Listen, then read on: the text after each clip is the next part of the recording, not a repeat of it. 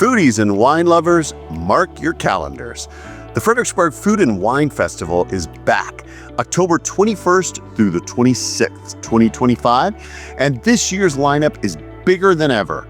From tacos and tequila at El Quincho to the Texas Black Tie Barbecue at Becker Vineyards, to the heart of it all, the grand tasting with more than 75 pours from Texas wineries, chefs, and artisans, so you don't want to miss it.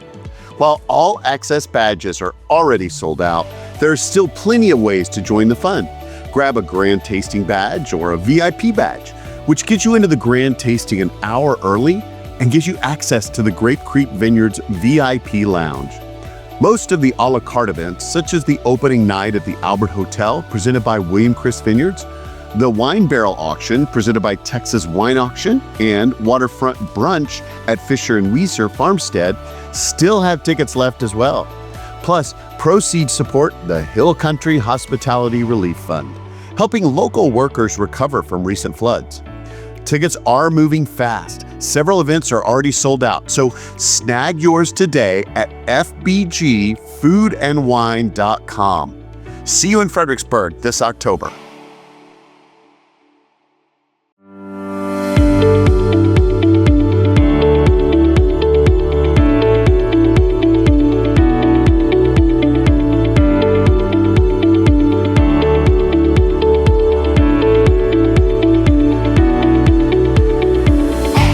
Texas Under Vine, an exploratory podcast to scout out the best that Texas wine country has to offer. I'm your wine guide, Scott, and I'm here to lead you on an auditory expedition to the vineyards and wineries across the great Lone Star State. Each episode will cover a different vineyard, winery, or wine-related business operating in Texas. You'll hear interviews, descriptions, and details about each location that will excite you to visit and experience them for yourself. Ready to plan a wine tour? Use these episodes to choose the most interesting spots for you and your friends to check out. Most of all, enjoy hearing about the rapidly growing wine industry in the state and what makes our wines and wineries the best.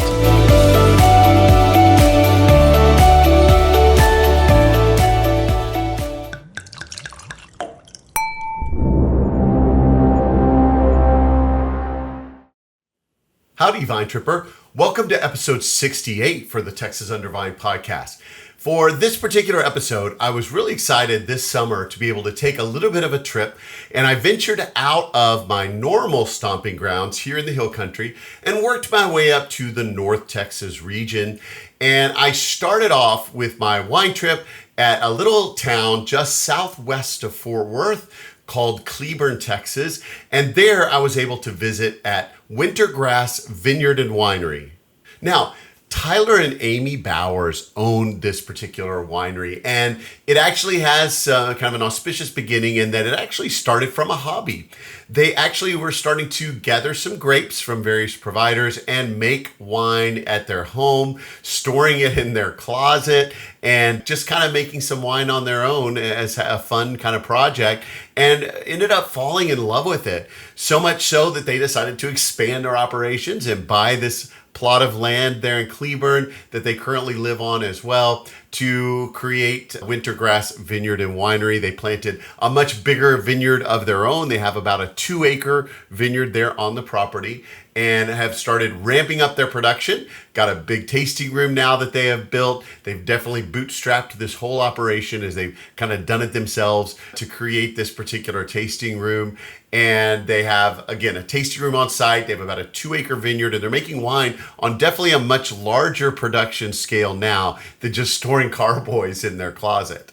Interestingly, the very first tasting room that they had was a 20-foot shipping container that they put on the property that they sealed up, they insulated, they put air conditioning in, and that's where they got things launched with this winery. Now, things have definitely gone a step up since then. They have now moved into a new building on the property that they have built.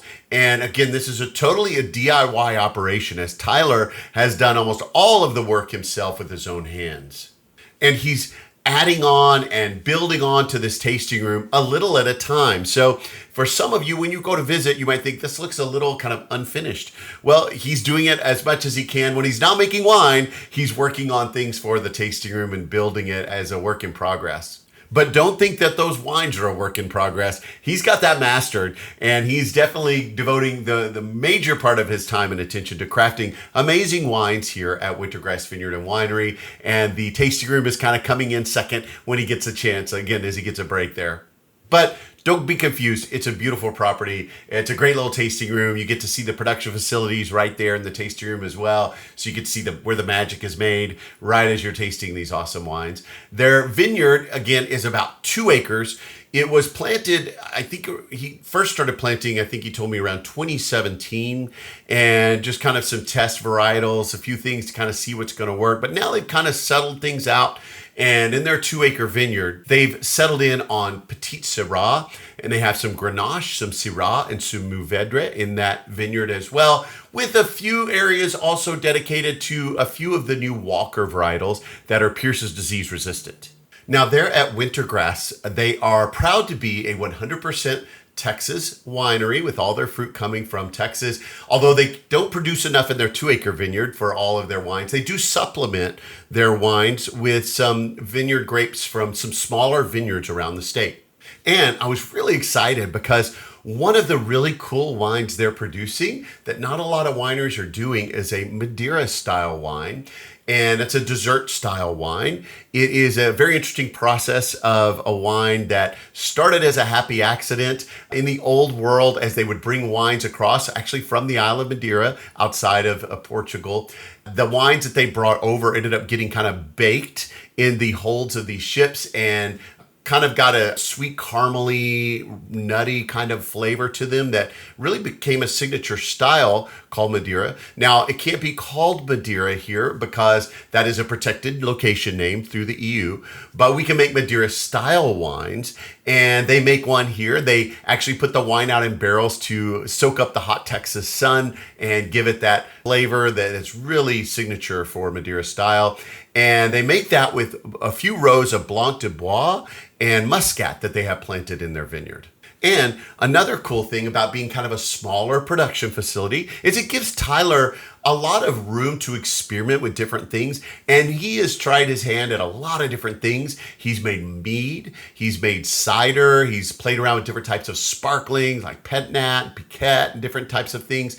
And he actually plans to sell some mead and some sparkling in their tasting room as well. And as I said, these wines are high quality wines, even as young as they are. They recently put in a Sangiovese into the Texas International Wine Competition and won the Grand Texas Red Award for that Sangiovese. So Tyler really knows what he's doing when he's making these amazing wines here at Wintergrass. And when you go to visit them, their tastings are very affordable. They offer a tasting fee of just $13 to try 4 of their wines. And you can either go with their set winemaker's choice. That's a set palette of wines they've chosen for you to taste. Or you could go down the choose your own adventure route and pick whatever of 4 wines you want to taste from that amazing wine menu that they provide. Now, on my visit, I was lucky to be able to sit down with Tyler Bowers and talk to him about their whole journey and story about taking this cool winery from such a kind of an idea of a hobby that they were making wine in their closet to all the way up to now winning awards for their wines here. And it's such a really cool bootstrap operation that they're doing all of themselves, he and Amy. And so it's a fun story. I can't wait to share it with you. So let's go hear a little bit from Tyler about their vision for this great winery that's located just southwest of the Fort Worth area in the DFW Metroplex.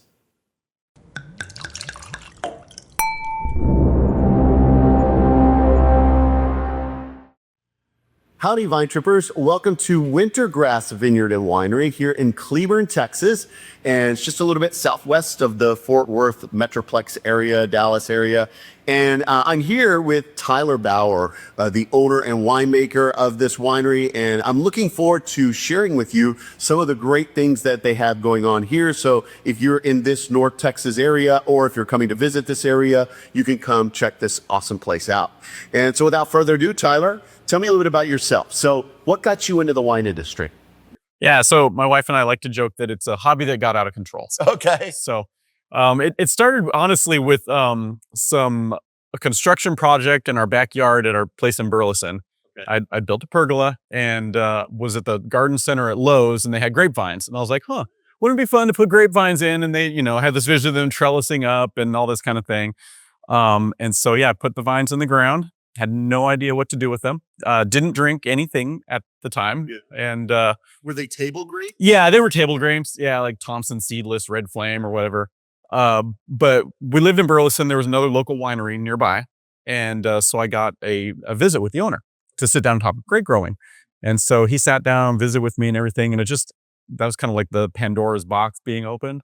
And dreams began to be planted. Yeah, just, now you've got these grapes growing. What do you do with them? And there's all these different types of grapes. And I had no idea. And they grow well in Texas. So I started planting more in the backyard and had a little backyard vineyard. Okay. And kind of simultaneously, I started Googling how to ferment things. Okay.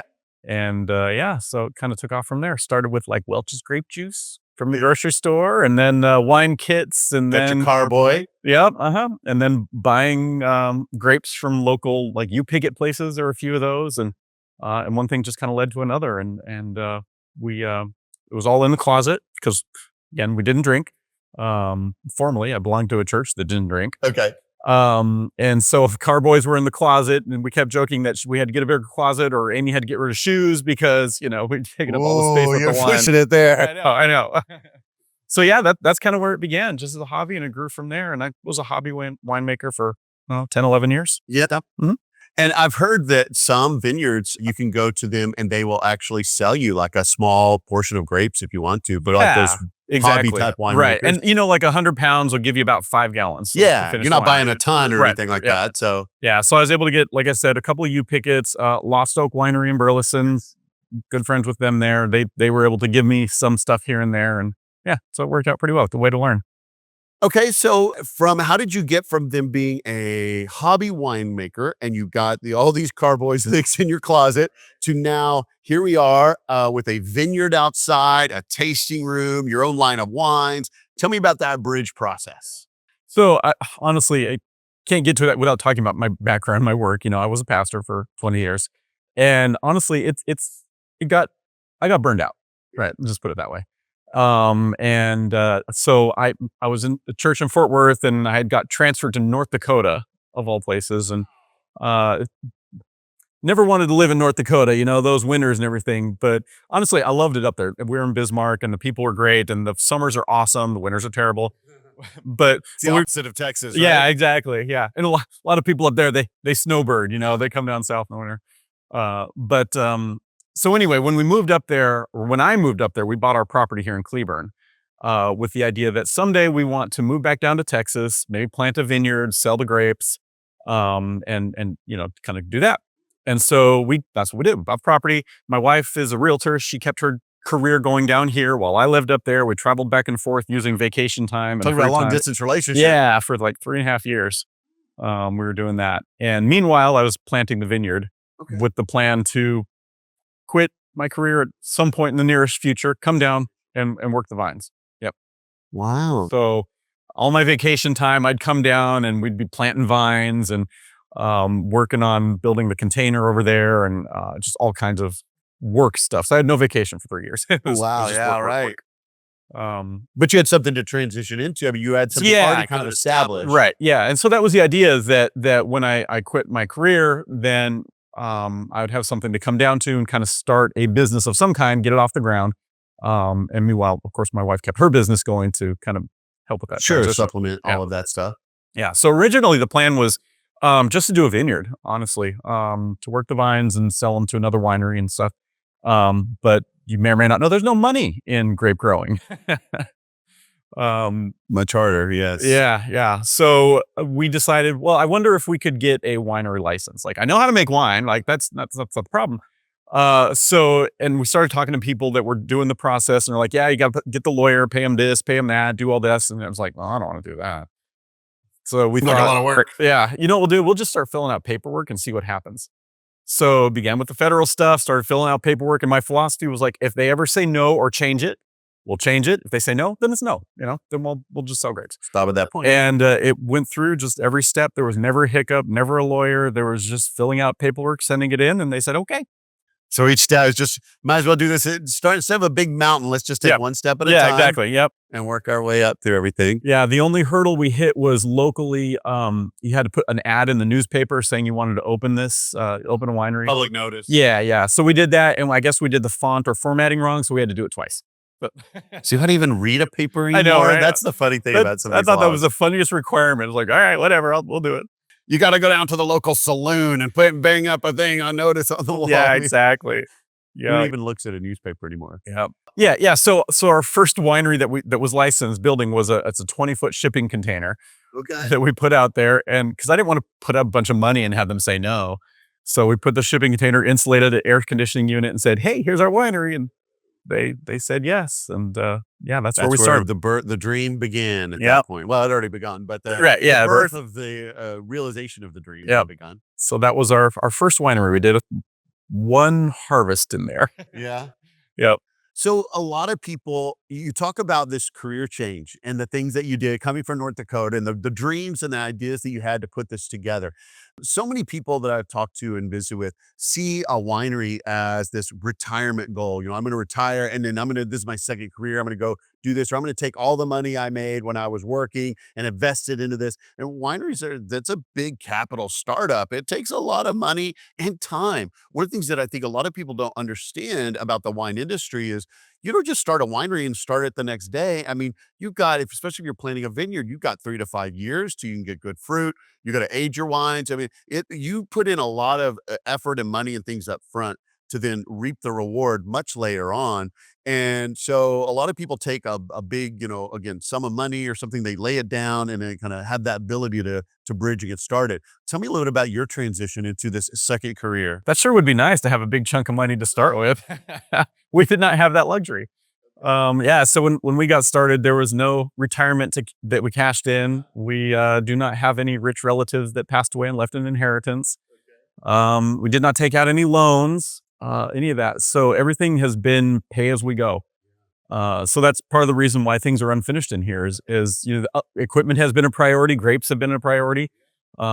Siding on the inside, decoration, not a priority. It's a big deal. So yeah, everything here, it's very much, like by the bootstraps. I do most everything here by myself. And if I don't know how to do it, I learn.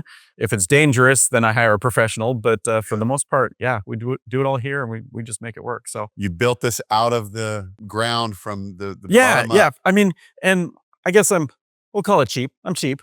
Like, so putting in the vines out there, putting in the post holes. No, I don't go rent an electric auger. No, I'm there with a hand auger. So all these vines, we've got 90 rows or something like that. I'm putting in the post holes with, post hole diggers and pile drivers. It's all manual. It's just, Cheap is a negative connotation. I'd say you're frugal. Yes, that's right. That's right. You do well with that. And that's good. And so this is truly a dream come true and a representation of your own hands, not just the wine. See, I can see that in the winery itself. You make the wine from your own hands, and this is a representation you drink, and this is something I made and grew it. But this whole place is something that you built and grew from the ground up. So as you said, multiple things behind the title of your name, from not just the vineyard own, but I do it all. And I enjoy it. I mean, I love doing all that. I love tinkering and building things and trying new stuff out. So that's very fulfilling. To do all that stuff. So, and then you have grapes on site here. That's the vineyard you started planting when you were kind of coming back and forth. Yep. So we've got about 2 acres of vines planted, 1,500 vines, and it's just me. So that's plenty for one person to take care of. You're a true vineyard style winery. Huh? Oh yeah, you're growing and making. Yeah, I do it all. Wow. We can put all the titles behind my name, But you still got to keep your wife's shoes, so yes, it's okay. Yeah, exactly. But the trade-off was married, right? We were in a 3,600 square foot house in Burleson and plenty of room, and now we're in a 450 square foot tiny house. So yeah, there's not so much room for shoes. Yeah, well, you got that storage unit now. That's right. Yeah, I got lots of room for wine. You got the Connex over there for all the shoes to go into. Mm-hmm. Yeah, cool. Well. So what do you have planted here on site? So when we first planted, we did like a library block, just kind of see what grew well. Yeah, test vineyard kind of thing. And what we've kind of settled on is we've got a good block of Petite Syrah.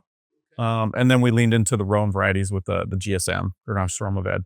So those are the main ones. We've got about 250 vines of each of those four, and then smaller blocks of some new hybrids that were recently released. Yeah. Are you doing some of the Walker Yeah. varietals? Yeah. We've got 2 of the reds and the 2 whites. Oh, wow. You're really Yeah. planning into those. I was going to ask, so I'm familiar, being based more in the hill country area, the issue of Pierce's disease down there. And I know especially when you head further east from there down the Gulf Coast region, they can really only do Blanc de Bois and Black Spanish and things because of it. And they're really getting involved in some of those Walker varietals because of that. But I wasn't sure up here. This is some of my first real movement up here to the North Texas region. And so I'm not as familiar with, is Pierce's disease a big deal here? Yeah, it's definitely something we have to be conscious about. Yeah. Okay. Yeah. I wasn't sure how much vinifera you were able to do in this area. Yeah, we can do it. We do have a fair bit of humidity, so it requires a pretty vigorous spray program. Okay. Yeah, we got to stay on top of it. Dealing with mildew and and this year was rough. We had so much rain. And there's some powdery mildew that we're kind of dealing with here and there. And so you got now the vines planted, got your trailer and everything, and you said you lasted about a season or so with that before you began building this place here. Right. Yeah. So the plan was to quit my job when our daughter graduated college. Okay. So she graduated in spring of 2020. I gave my notice the month later, moved down here just in time for harvest. And meanwhile, we were building this building that became the winery. So we literally got the insulation, the electricity, and the air conditioning in the week before harvest came in. Oh my God. So the first grapes started rolling in and no rest for the wicked. No, we just jumped right in. Wow. Yeah. So that was in 2020, you said? 2020, yeah. Okay. And then we opened our tasting room November of 2020. Okay, this one here. Mm-hmm. Yeah. So you've already been working out of the Yeah, because we'd been making wine out of the storage container. And so we had a little bit of wine to start with. Boy, I bet it was great to get into a much more spacious place. Oh, for sure. Like yeah. this, to be able to not only make the wine, but to have the tasting room and area and all that stuff. Well, they always say, figure out how much space you need for the winery, then double it. And I was like, oh yeah, we got plenty of room. We do not have plenty of room. And now you're thinking, okay, how can I add on some more? Exactly. So we're going to have this Frankenstein building with things added on here and there. Believe me, that's a very common thing. Yeah, I've seen that.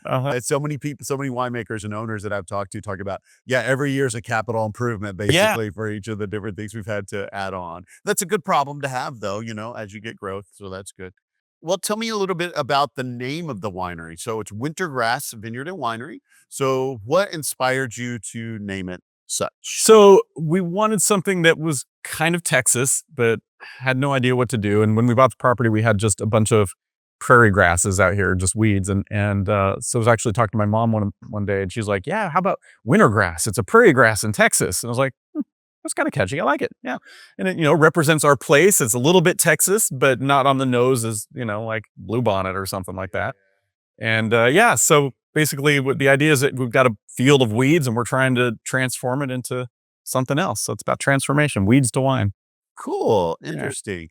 And, I'm a native Texan, native Austinite. Of course, maybe it's because I'm a city boy, so I don't know prairie grasses, but I've heard the name wintergrass. Yeah. I do realize that was a Texas. Yeah. I had to Google it too. And look online for what it looked like and everything. So it's on our logo. And Cool. And it does kind of roll off the tongue very nicely. Fits well. And, maybe I'm reaching a little too much, but maybe ties into your time spent up in the winter area of the country, back down to here in Texas. So a little bit of span. Well, so let's talk about the fruit. We talked a little bit about your vineyard here. Do you only source from your own vineyard? Do you source from other locations as well? Yeah. What types of things do you do? Where you get fruit? Yeah, we are 100% Texas. So all of our fruit is from Texas. We had some growers in Burleson. We were getting grapes from them. They've changed dynamics a little bit, so that dried up. But we've got growers in Midland, of all places. And we tend to work with like smaller families. We haven't really bought grapes from like the big commercial vineyards. It's just these smaller groups, and then we've got our estate vineyards. So just a handful of places that we're getting grapes from. And then you mentioned a moment ago, kind of circle back for just a second, because the thought came to my mind. You had talked about the 4. The Petit Syrah and GSM and all of that. But I think I heard you mention Blanc de Bois a second ago. Do you growing white? Yeah. So we do have a row of Blanc de Bois and some Muscat. That gets turned into our Madeira-style dessert wine. So that's what we've been doing with that. And then I've got a couple of the Walker whites that are just coming into production. So okay, yeah, the Walker whites too. Okay. Yeah. We've got about 25 gallons of Pesante Noir and Caminari Noir from last year's harvest. We haven't Yeah. bottled it yet, but All right. So once you got your fruit, whether from other growers or Yep. from stuff here, you process all that here? yep, it's all here.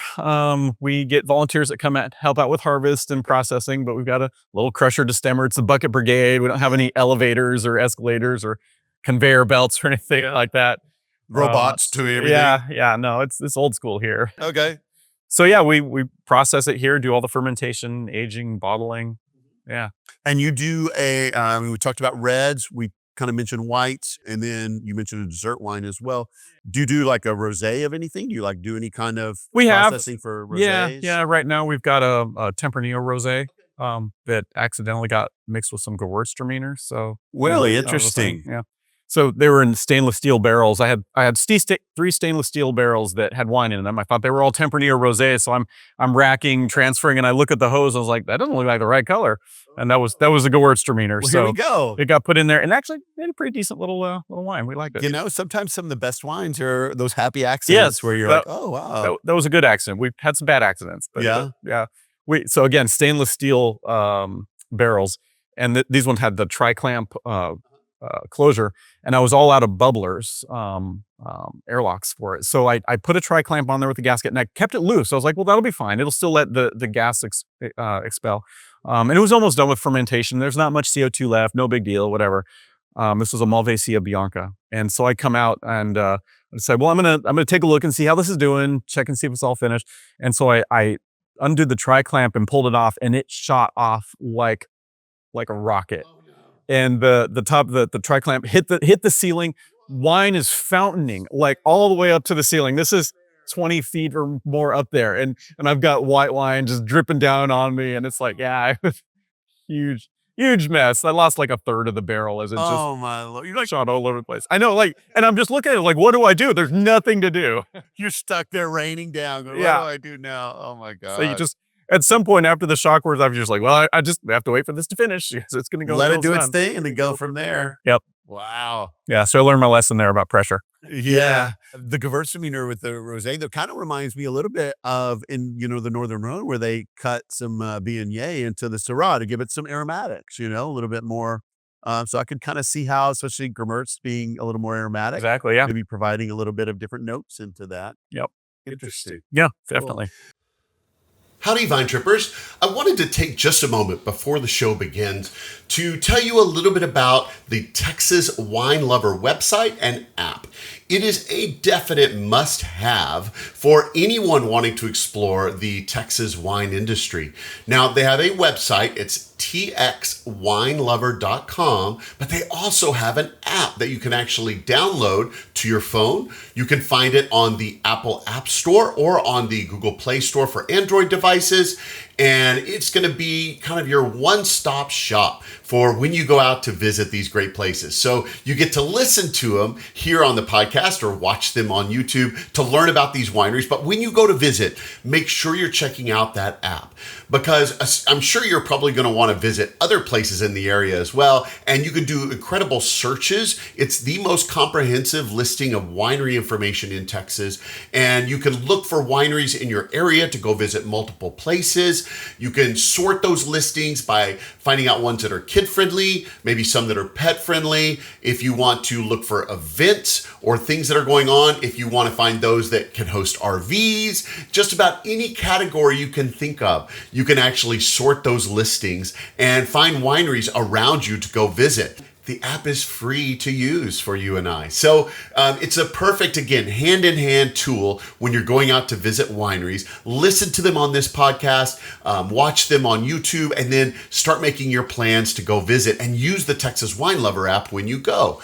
Now, it can also be a great tool. Maybe you're not even looking for a winery. You just happen to be traveling to some place in Texas, and you just might think, I've got a little extra time. I wonder if there are any wineries in the area. You can actually look them up in the Texas Wine Lover app. You can search either by the name of a winery, or it's got a map view. So you can actually pull up a map of the area around you and see locations of wineries near you and go visit them and support the Texas wine industry. So you got to use the Texas Wine Lover app. It goes perfectly with this podcast. So make sure you check it out before you go on your next trip among the vines. Again, it's www.txwinelover.com, or look up the Texas Wine Lover app on your favorite phone app store and make sure you get that downloaded and use it frequently. You will benefit from it, and ask for Texas wines. Let's see the Texas wine industry prosper, and go visit some of these fun places that I'm bringing to you on the show. And then, so you process things here. So you're doing the whole realm of everything. So whites, reds, rosés, all that kind of stuff. Yeah. We've pretty much experimented with everything. Our regular lineup is usually 1 or 2 whites, a rosé, and then several dry reds. We do lean into dry wines. So we don't really do a lot of sweet stuff except for our Madeira-style. We do a white and a red dessert wine that way. Well, I want to chase that rabbit for just a second. I'm a huge fan of Madeira. And I've interviewed a couple of different places that make a Madeira style, and I've seen a couple of different ways. And so I'm curious. I've been down where they actually have the ovens built in for those that aren't familiar with Madeira. It is a kind of a cooked wine, basically. It's replicating when the ships came over from the island of Madeira way back to the New World, and the wines would kind of cook in the heat of the holds and the barrels, and it gave this kind of nutty flavor to it, kind of almost an oxidized, those are oxidized, but it's a very nutty caramel type of flavor, and they really liked it. So to replicate that, now they use these kind of ovens that kind of bake the wine to get it to where it's supposed to be. And so that's the true kind of, true. I mean, true would be putting it in a ship. Right? Yeah. But even kind of the accepted Madeira style of baking or cooking the wines in those ovens. But the other way, I've also seen people being here in Texas where it gets 110 degrees in the summer, setting their barrels outside and letting them just sit there and kind of cook in the heat of the Texas sun. So how do you make your Madeiras if that's not a trade secret? No, not at all. The first time I made Madeira was in the hobby days. Okay. And I put the carboy up in my attic. Yeah. And, it gets plenty hot in the Texas attic. And it came out great. Loved it.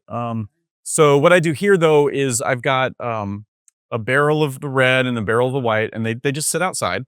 So they just go through the natural process. And then every year I will bottle 5 gallons or so, because we're small. I'll bottle up 5 gallons and then top it up with the next year's harvest. So almost like a Solera system. Exactly. Yeah. Mm-hmm. Yep. So we call it Infinitas because it's like the infinity barrel. It keeps just on keeps going. keeps going. Keeps on providing. Exactly. And that's cool because then you get that kind of blending there from the vintage to vintage to vintage. Right. Yeah. What varietals are you using for those? For the white, it's Blanc de Bois and Muscat is the main ones in there. Yeah. So as a winemaker, what are your favorite wines to make?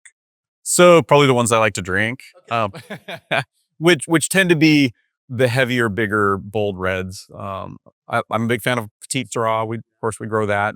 So I lean into that. That's definitely one of my favorites. So that's one side of it, what we like to drink, but I also like to experiment with stuff and just try new things. So I make cider, I make mead, I make different styles of wine. I've tried carbonic macerations and sparklings and pet nat and piquette and a whole bunch of silly You've been across things. the board. Yeah. You mean to tell me after making wine in your closet with your wife's shoes that you're going to experiment? I'm not sure. It's hard to believe, right? Yeah. Who does that? Wow. So, and you settled in now, kind of experimenting with different things. I still play with some things, but our main lineup is dry wines, red, white, rosé, and then our dessert wines. And this year I'm going to add in some mead as a regular thing, as well as some sparkling. You ever play around, I guess, with different blends and things like that and say, well, this worked, this didn't work? A little bit. For the most part with blends, or with our table wines, we do single varietal. But we have started to do a little bit of blend. And mainly because we are small and sometimes I get an awful lot of one grape from one of our growers, like Sangiovese. We got quite a bit of that for our size. And I was like, I don't need that much Sangiovese. I'll be sitting on this for a very long time. So then we're like, well, let's do some blending options to give us another varietal to offer. So that's when we kind of started blending things. And what are some of your really popular wines with customers? What are the ones that people rave about? Yeah, so we just sold out of our estate field blend, which was 8 grapes altogether, Petite Syrah dominant, but it was the harvest where we didn't have enough of any one thing to do it by itself. So it all got dumped into vent. fermented together. It wasn't a scientific blending thing. It was just like, these are the grapes. This is what it's going to be. Feel, blend, and go. Yeah.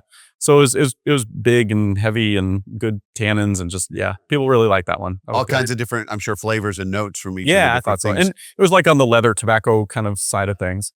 And then our Sangiovese has been pretty popular. We entered into the Texas International Wine Competition and got Grand Texas Red on that one. So we're happy about that. Yeah, it's a nice little feather in the cap, I guess. Exactly. Yeah. So that one's been popular, and that's from our growers out in Midland, the Sangiovese. And so you have basically a full menu with whites, rosé, reds, that kind of. So for something, and then the sweet, even you do like a regular sweet wine or just the dessert style? We do not, just the dessert style. But for those sweet drinkers, it gives them something as well. So no matter what your palate is, you should be able to find something. Yeah. And we made piquette, which is, I don't know if you're familiar with piquette. Yeah. So we made some of that, carbonated it, served it in beer bottles because it's like the every man's drink.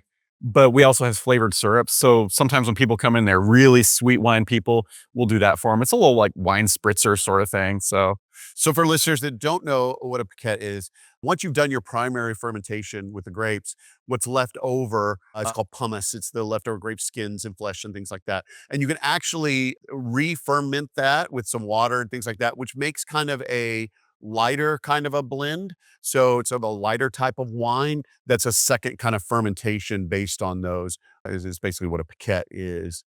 Interesting. Not a lot of people are doing that. Yeah. No, we had a friend that used to be in the wine industry, and he was telling us about it, and I was like, well, let's try it. Let's see what happens. So yeah, our regular lineup right now, like we've got a Malvasia Bianco. It's an Italian light. So we've got that. We're getting some Pic Pool Blanc this year.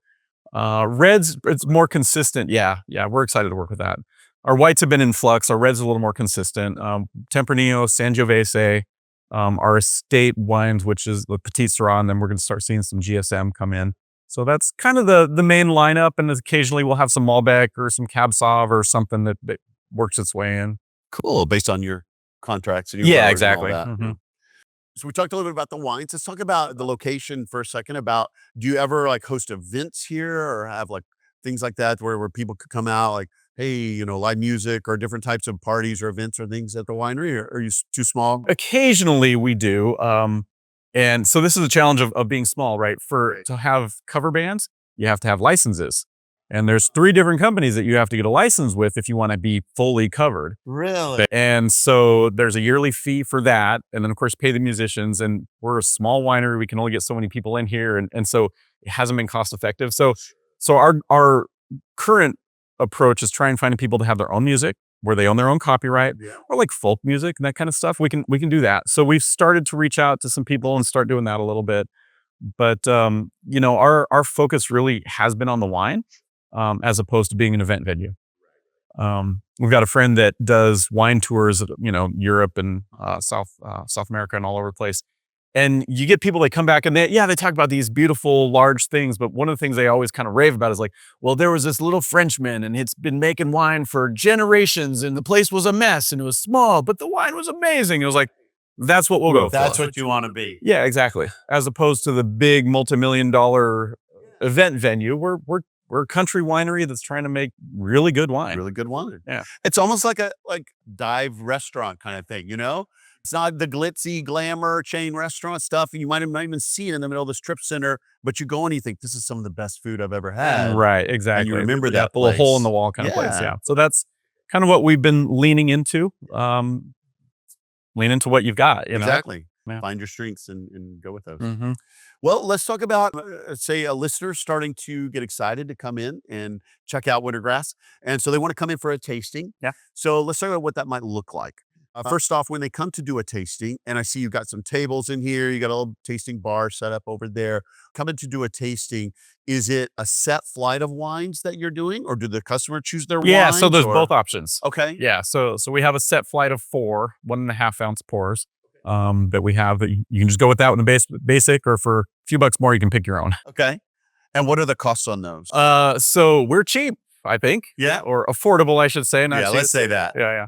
We're pretty affordable. $13 for tasting, or $16 if you pick your own. Okay. Yeah. Yeah. So you get to try some great wines for those prices. And then Do they need reservations or anything like that when they come in? No reservations. You can just come in when we're open. We're open not Monday. We're open Wednesday through Friday, from about 1 to 6. Sometimes we'll do later, depending on if we're feeling it or not. And then every Sunday, from 11 to 6. And we tell people, although hardly anybody does it, that we're open by appointment. Like, just let us know. We live right here. I was about to say, you live right here on the property, Yeah, right? it's not a problem to walk across the lawn and pour you some wine. Come out of your 450 square foot house. Exactly. And come over. Yeah. Give you a chance to breathe a little fresh air. Right. Yeah. So what about if somebody wants to come and they have kids, pets, things like that? Are you family friendly, kid friendly? We are. We're pet and family friendly. Provided the kids are under control, Right. and not too loud and everything. We want adults to be able to have adult conversations. But there's a little bit of space outside for them to kind of run around. And yeah, we're happy with pets. We're dog people. So yeah, that's totally cool. What about food type of options? I know you're a smaller winery. Yeah. And so do you provide any kind of food options, or can people bring their own Yeah, food? people are totally welcome to bring their own food. Okay. We do have like little flatbread things that we do, and sometimes little things that I'll throw together for folks. But for the most part, yeah, if you want a full meal kind of thing, bring your own. Okay. Yeah. Well, and again, being a little smaller winery, what do you have any maximum group sizes for people coming in? When we have our big wine club pickup days, we'll have maybe 40 to 50 kind of coming and going. Yeah. And that keeps us pretty full, pretty busy. Okay.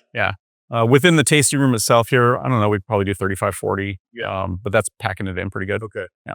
And more than likely, I'm sure if somebody's coming in with a big group, they should probably, you Yeah. don't need reservations. It would be very Sure. helpful being a smaller winery for you guys. To Yeah. know that Yeah. If you had a coming in. big group coming in, Let 'em know ahead yeah, of it'd be time. good to know ahead of time. Okay. Yeah. And then what would you say are your busier and slower times or seasons? What's the best time for someone to come visit? So honestly, because we're kind of out in the country and off the beaten path, you can probably come out anytime and it not be too busy except for wine club days. Yeah. Yeah, which we do every other month is our wine club pickup. Okay. But other than that, there's people that kind of come and go, but it's not going to be packed. You're not going to have trouble finding a seat Yeah. most times. Yeah. Well, you've touched on it a couple of times. Let's dive into it. Your wine club. So, so you offer a wine club. Can you tell me the details on that? Yeah. Yeah. So we had an initial wine club and our goal was 100 members. I know that seems small when you talk about some of these other wineries, but You gotta start. yeah, but we just hit that this last year.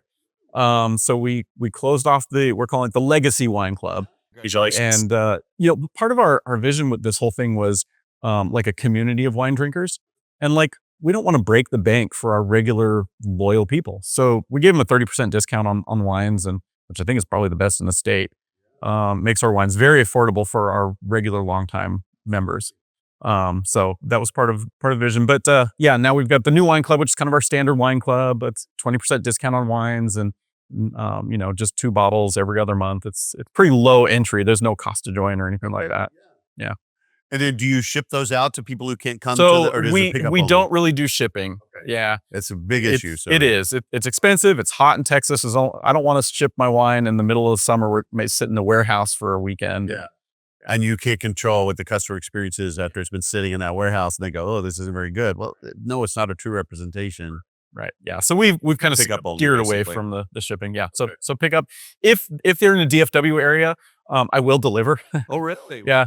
So we do have some wine club members where maybe they don't get out here as often as they'd like, and it starts piling up. So I give them a call and be like, "Hey, you want delivery?" So I'll do that. Yeah, that's not a problem.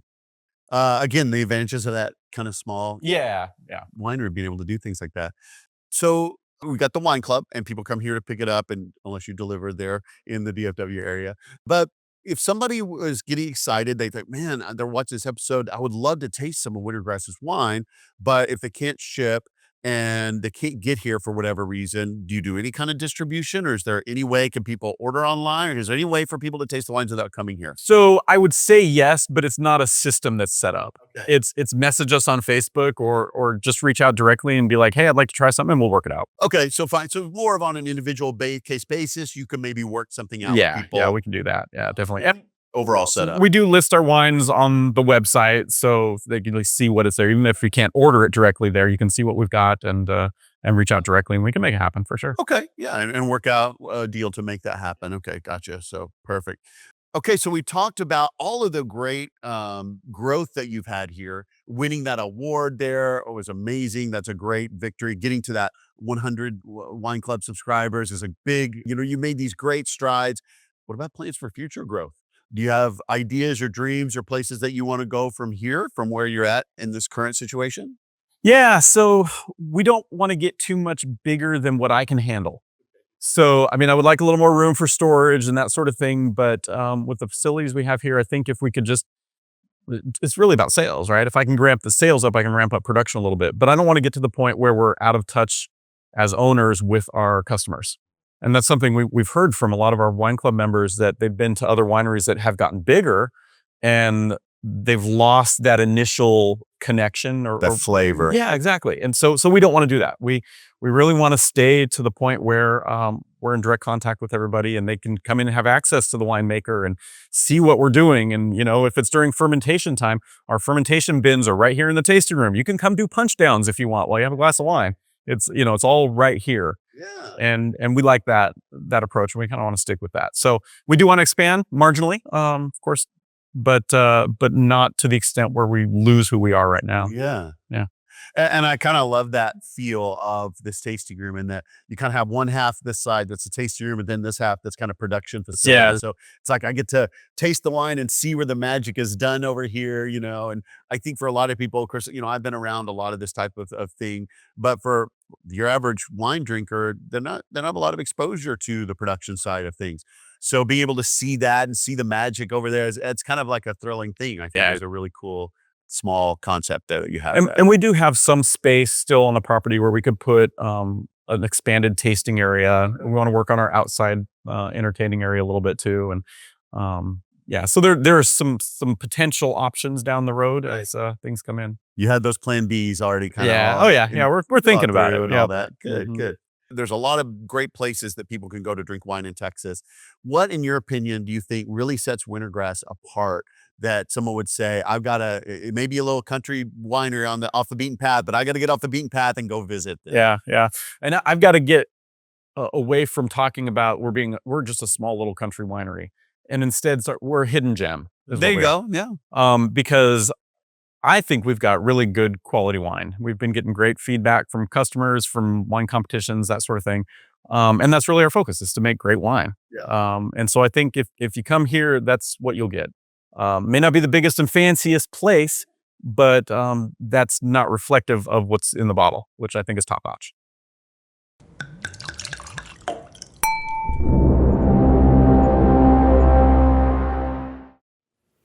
A true hidden gem just southwest of the Fort Worth area in the little town of Cleburne. And their wines in the bottle truly speak for themselves. Definitely need to be something that's on your go-to destination list. Now, make sure to go check out their website before you go. It's www.wintergrasswine.com. And on their website, you're going to find a really great write-up there of the history, some of the things that Tyler shared about he and Amy's journey in crafting this wine, with lots of great pictures and things like that. So kind of really supplements what you heard in the interview. And you'll also see more information about what to expect when you visit. You'll find their event calendar there. You'll see their lineup of wines there on the website itself, as well as some information if you're interested. They are a harvest host, so you can also get more information about that as well if you're an RVer and you want to check that out. And don't forget, when you go to see them, make sure you tell them you heard about them on this podcast, Texas Under Vine.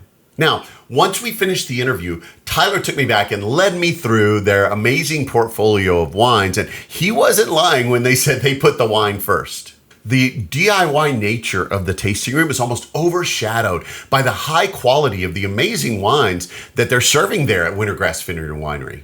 And they make Madeira, which is one of those wines that is near and dear, close to my heart. I keep ranting on about it because I love it so much. It was so really tasty that you had to better believe I bought a bottle of that to bring home just for me to drink.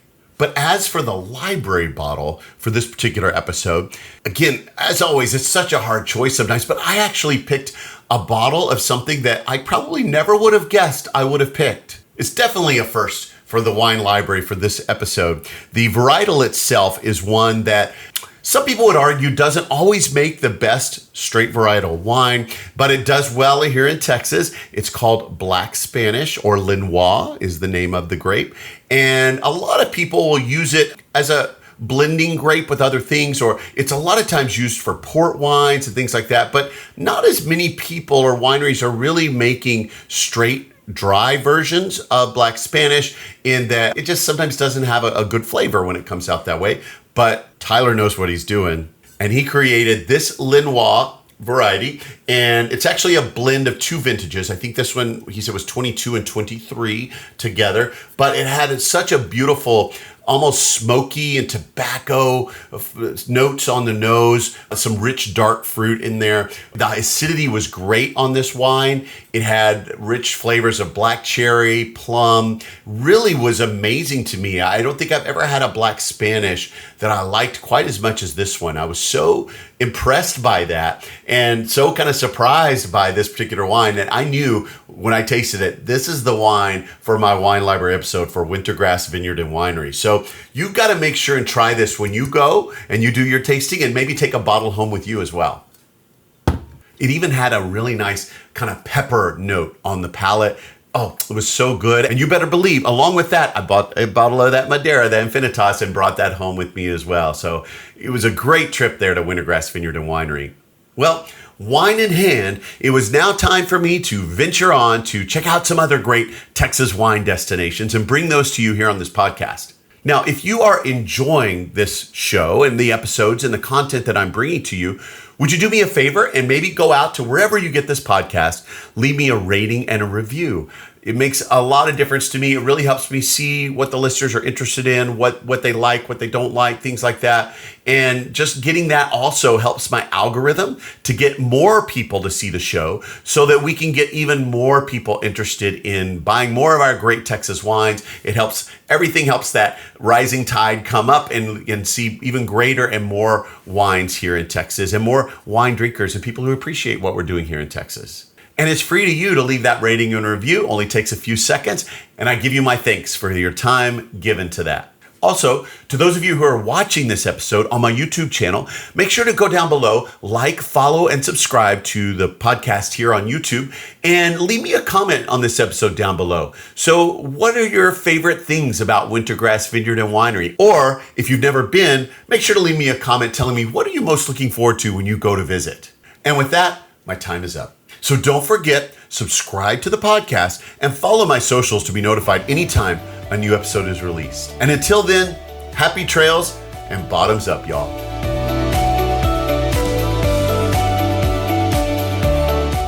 Thanks for listening to Texas Under Vine. We strive to provide you with the best information about wine businesses all over Texas. Be sure to check out our website at texasundervine.com and follow us on our socials at Texas Under Vine to stay up on all the upcoming episodes. Please email us with any suggestions or feedback. Also, contact us if you're interested in donating, sponsoring, or advertising on the podcast, just to help us cover our expenses and bring even more great info to you in future episodes. Above all, travel safely, and most especially, drink responsibly.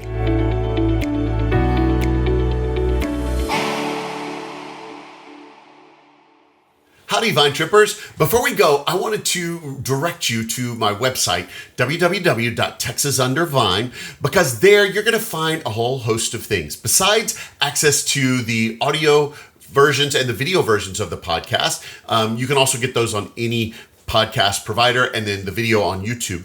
But there you're going to find a couple of things. Did you know that I actually sold some Texas Under Vine merchandise? I only have a handful of items available, about 5 different things, but they are up on my store. So if you go to the website, texasundervine.com, and go to the top, you're going to see a link for the merchandise store, and there you can get your own Texas Under Vine swag to proudly show all of your friends that you support the Texas wine industry, and you can get them started on and hooked on the podcast as well, so they can go visit even more of these great wine destinations. But in addition to the store, I also have a Patreon for my subscribers, people that support this show. I do this all out of a work of love from my heart. I do not make any money on this podcast. I'm actually in the red because I support it all out of my own pocket as a teacher. And it's mainly because I love wine and I love the Texas wine industry. So if you're willing to help me do that and you'd like to see more of these great episodes, hear more from these amazing winemakers, learn more about some fun destinations for you to go and visit on your own, I would appreciate if you would be willing to subscribe to my Patreon. So at the top of my website page, again, you'll find a Become a Patron link. And there you can get all the information about becoming a subscriber to the podcast here as a Patreon subscriber. It only costs a few dollars a month if you're willing to commit that. And there are various levels that you can commit to that each give you behind the scenes benefits that you don't get. And I do have some new things in the pipeline coming down soon. So you want to get on that sooner than later. But right now you can get things like behind the scenes photos at different wineries. You can get things like at one level, you'll get a video walkthrough of the winery. So for every episode, I will post a video walkthrough of me taking you through the winery itself so you can see what it's like before you go. And then at one level, you can even find out before everyone else where I'm headed the next week on the show as it comes out. So you'll know before everyone else. You get a sneak peek. So there's just different levels of benefits and they all cost a different amount. And as you subscribe, you become the heart of this podcast. You really are what helps me succeed. You are my community and my people. And thank you so much for those that do subscribe. So if you're interested in joining Patreon, check the Become a Patron link at the top of the website. So again, the website is www.texasundervine.com. You can also go to all of my socials. I'm at Texas Undervine on almost all the social accounts. And check it out and consider sponsoring the podcast and maybe even buying some of that really cool swag on the merchandise store. Happy trails and bottoms up, Vine Trippers.